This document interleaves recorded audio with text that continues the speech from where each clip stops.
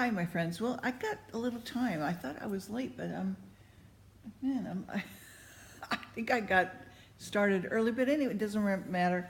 I'm going to start the book of Esther and get going on it because I like to get through the Bible and get on with other things that I can be doing. And of course, I'll always bring in God's word every now and then as I do other things. And who knows how long we'll have the YouTube channel. Again, there's people leaving it, people coming back, people using Patron to subsidize themselves, so they can make a living by doing these YouTube channel. And so, yeah, what else? I'll listen to some music. I really like Casting Crowns. I like Here's my heart, Lord. Here's my heart, Lord. Speak what is true. Speak what is true. It's just really a very, very lovely song.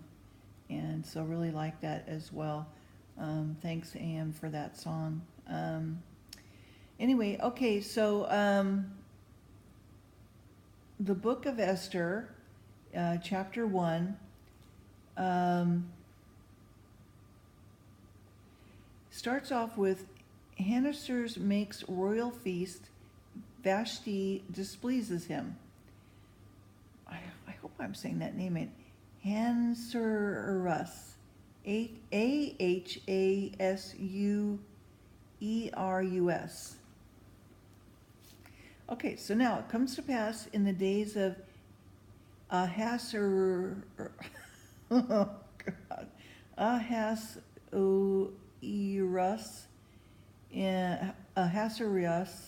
has resigned from India even into Ethiopia over 107 provinces. Okay, so he's Ethiopian. And in those days, when the king Ahasuerus sat upon the throne of his kingdom, which was in Shushan, the palace, in the 3rd year of his reign, he made a feast unto all his princes and his servants in the power of Persia, Media, and the nobles and princes of the provinces being before him. And he showed the riches of his glorious kingdom and their honor and his excellence, majesties for many days, even 180 days.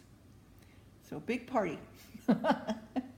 And when these days were expired, the king made a feast unto all the people that were present in Shushan, the palace, both unto great and small, 7 days in the court of the garden of the king's palace, where were white, green, and blue hangings, fastened with cords of fine linen and purple, to silver rings and pillars of marble. The beds were of gold and silver upon a pavement of red and blue and white and black marble.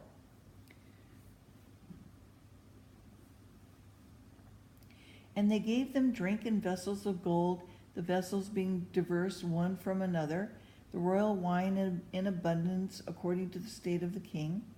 And the drinking was according to the law, none did compel.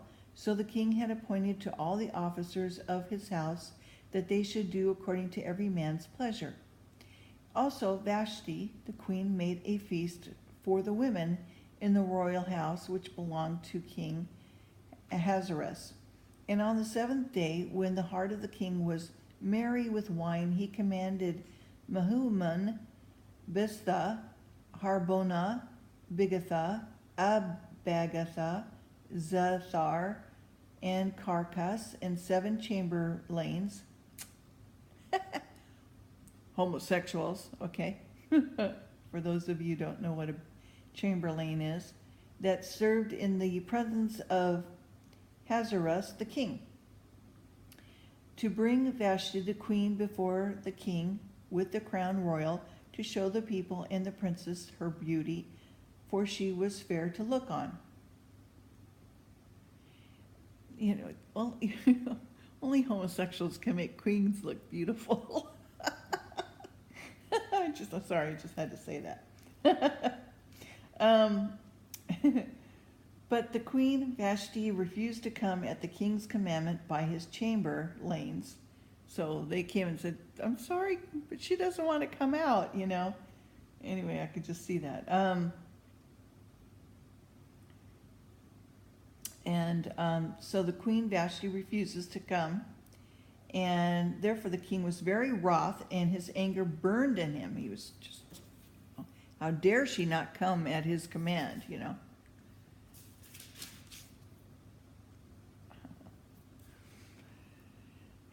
Then the king said to the wise men which knew the times, so was the king's manner toward all that knew law and judgment.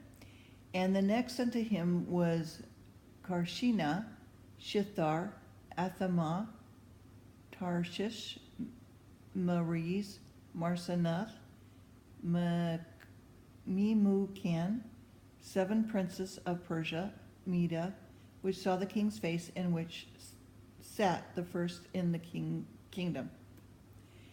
What should we do unto the queen Vashti according to the law, because she hath not performed the commandment of the king Ahasuerus by the chamberlains? And Memucan answered before the king and Princess Vashti, and the queen had not yet done wrong to the king only, but also to all the princes and all the people that are in all the province of the king of Ahasuerus. For this deed the queen shall come abroad unto all women, so that they shall despise their husbands in their eyes. And when it shall be reported, the king Ahasuerus commanded Vashti the queen to be brought in before him, but she came not. So likewise shall the ladies of Persia and Media say this day unto all the king's princes, which have heard of the deed of the queen. Thus shall they arise too much contempt and wrath.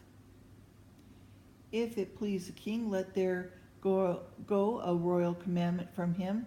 Let it be written among the laws of the Persians and Medes, that it be not altered, that Vashti come no more before the king Ahasuerus, and let the king give her royal estate unto another that be better than she.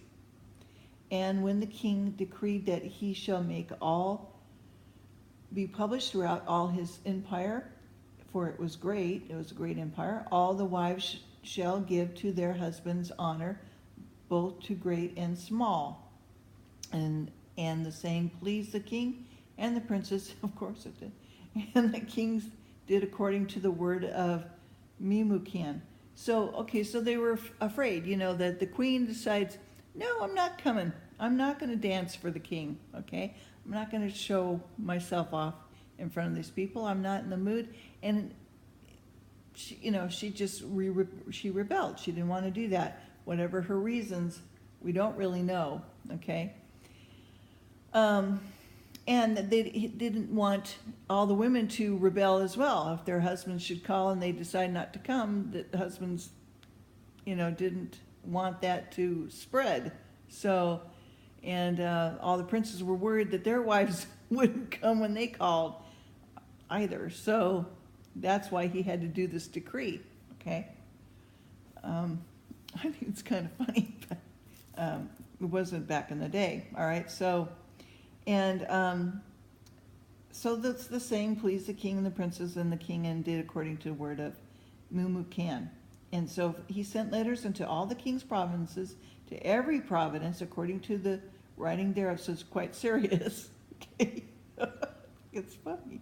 Okay, so anyway, according to the writing thereof, to every people after their language, that every man should bear rule in his own house, and that it should be published according to the language of every people. Chapter 2. Esther chosen to be queen. Mordecai discovering a treason is recorded in the chronicles. So after these things, when the wrath of the king Ahasuerus was appeased, he remembered Vashti and what she had done and what was decreed against her. Then said the king's servants and ministered unto him, let there be a fair young virgin sought for the king to replace Queen Vashti. Let the king appoint officers in all the provinces of his kingdom, that they may gather together all the fair young virgins unto Shushan the palace, to the house of women, unto the custody of Heij, the king's chamberlain, another homosexual, and the keeper of the women, and let their things for purification be given them, or eunuch, either one. Or both. And let the maiden which please the king be queen instead of Vashti, and the thing pleased the king, and so he did so. So now in Shushan, the palace, there was a certain Jew whose name was Mordecai, the son of Jair, the son of Shimei, the son of Kish, a Benjaminite, okay? And he was carried away from Jerusalem with the captivity which had been carried away with Jeconiah, king of Judah, whom Nebuchadnezzar, the king of Babylon, had been carried away. When he brought up Hadassah, that is Esther, his uncle's daughter, she had neither father nor mother, and the maid was fair and beautiful, from whom Mordecai, when her father and mother were dead, took for his own daughter. So he adopted her. And so it came to pass that when the king's commandment and the decree was heard, when many maidens were gathered unto Shushan the palace, the custody of Hegai, that Esther was brought also to the king's house, to the custody of Hegai, keeper of the women. Another eunuch, okay? Or homosexual, or maybe a lesbian, I don't know. And the maiden pleased him, and she obtained kindness of him, and he speedily gave her things for purification, such things as belonged to her, and 7 maidens which were met to be given to her out of the king's house, and he preferred her and her maids unto the best place of the house of women. So Esther had not shown her people nor her kindred, for Mordecai had charged her that she should not show it. Mordecai walked every day before the court of the women's house to know how Esther did and what should become of her. Now every maid's turn was come to go into the king Ahasuerus after she had been 12 months according to the manner of the women.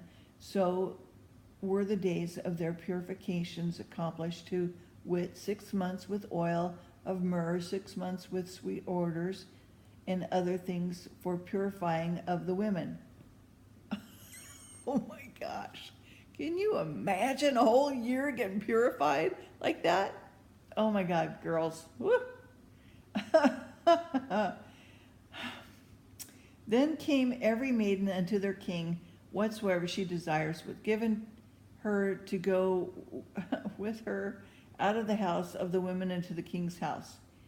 In the evening she went, and on the morrow she returned into the second house of the women, to the custody of Sheshagaz, the king's chamberlain, which kept the concubines. She came into the king no more, except the king delighted in her, and she was called by name. And when she returned, and now when the turn of Esther, the daughter of Abinai Hael, the uncle of Mordecai, who had taken her in for his daughter, come in to the king, she required nothing but what Hegai, the king chamberlain, the keeper of the women, appointed. And Esther obtained favor in the sight of all of them that looked upon her. Okay, I'm going to stop right there. Verse 16. Okay, we'll continue most likely tomorrow. Okay, and